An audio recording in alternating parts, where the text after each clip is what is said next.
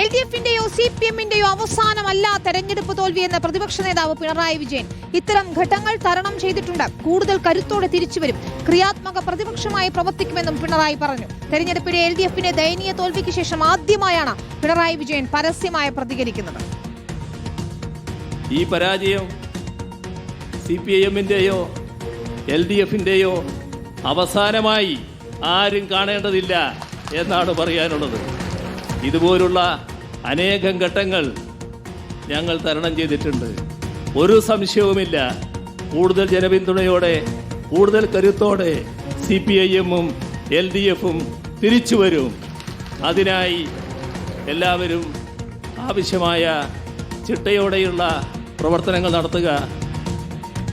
റഹീസ് റഷീദാണ് ചേരുന്നത്. റഹീസ്, തകർന്നിട്ടില്ല, തിരിച്ചു വരുമെന്ന് ഉറച്ച ശബ്ദത്തിൽ പിണറായി കണ്ണൂരിൽ പ്രസംഗിക്കവേ അണികളെ ആവേശത്തിലാക്കിക്കൊണ്ട് പറയുന്നുണ്ട്. തെരഞ്ഞെടുപ്പ് ഫലം വന്ന 15 ദിവസത്തിന് ശേഷമാണ് ഒരു പരസ്യ പ്രതികരണം. പക്ഷെ അപ്പോഴും എന്തുകൊണ്ട് തോറ്റു എന്ന് ഉത്തരം പറയുന്നില്ല, മാധ്യമങ്ങളോടും പ്രതികരിക്കുന്നില്ല. റഹീസ്,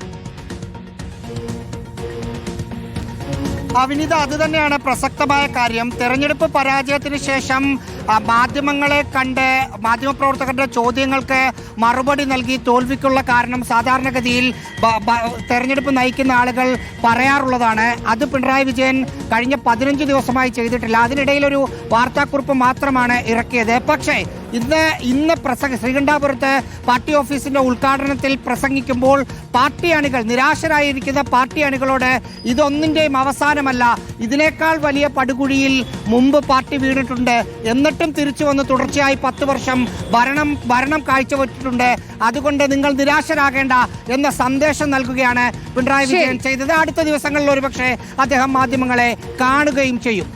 ശരി, റഹീസ് റഷീദാണ് വിശദാംശങ്ങൾ നൽകിയത്.